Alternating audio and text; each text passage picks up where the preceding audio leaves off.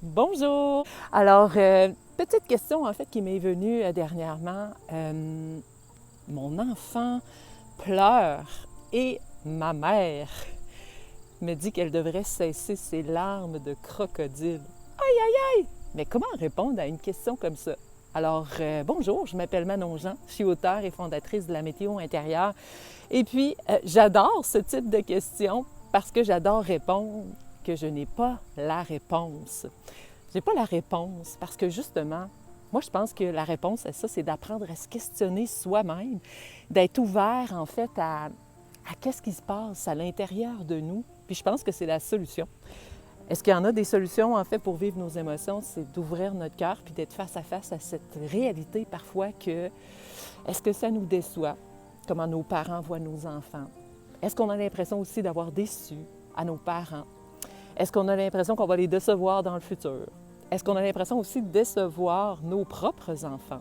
Alors moi, la question que je me poserais davantage en lien avec cette question-là, du fait que ma mère pense que mon enfant a des larmes de crocodile, bien moi, je me dirais, et si c'était le cas que mon enfant a des larmes de crocodile, comment moi je me sentirais que mon enfant pleure pour rien ou bref, tout ce que vous pouvez penser par rapport à cette citation que les enfants ont des larmes de crocodile. Mais si c'était le cas, comment moi je me sentirais face à ça? Bien, probablement qu'on est face à face avec la déception. Peut-être la déception d'être nous-mêmes, peut-être pas assez bons parents. Si déjà, à la base, on se met face à face avec cette sensation-là que nous, on va décevoir nos enfants, on va décevoir nos parents, puis on va même se décevoir nous-mêmes dans, dans ce rôle d'être un parent. Donc, je pense que la clé, elle est là. Est-ce que je peux accepter le fait que je vais être déçue, je vais décevoir, et ça, là, cette sensation inconfortable qui m'habite? Comment je pourrais le décrire en termes de météo intérieure? Est-ce que c'est l'orage? Est-ce que c'est la pluie? Est-ce que c'est le vent? Est-ce que c'est le dégoût? Est-ce que c'est, en fait, qu'est-ce qui se passe à l'intérieur de moi? Je pourrais décrire ça sous un terme météorologique. Ça mettrait des mots, des sensations, des images sur l'émotion qui m'habite et que je ressens à l'intérieur de moi.